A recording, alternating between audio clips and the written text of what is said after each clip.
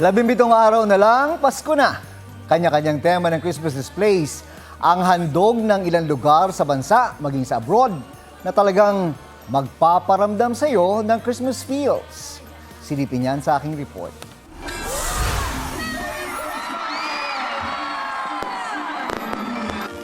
Paru-paro ang tila gabay sa Pasko ng mga taga-Marikina, sinabayan ng fireworks at malaanghel na boses ng mga estudyante ang pagpapailaw ng kanilang giant Christmas tree.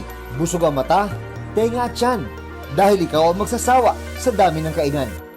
As in nami, guys, tan-a ka mo di subong sa Capitol, the best. Ipinagmamalaki naman ng Iloilo Province ang kanilang Candy Wonderland display. Samu-saring desserts ang disenyo sa kanilang Kapitolyo at giant Christmas tree na binuksan kasabay ng masigabong fireworks display. Sa Pagadian City, bukod sa nakalululang 88-foot giant Christmas tree, tiningala ng mga bisita ang kanilang ingrande at kauna-unahang aerial show kung saan mahigit 100 drone ang pubormang Christmas symbols. Tadtad pa ng mga palamuting naglalakihang cartoon character ang kanilang plaza.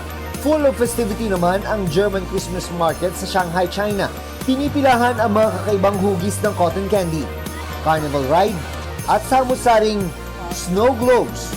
Nakamamanghang Festival of Lights naman ang bida sa Lyon, France. Tila nag-ibang bihis ang mga historical monuments at public buildings sa buong syudad, kung saan bumisita ang halos 2 milyong turista.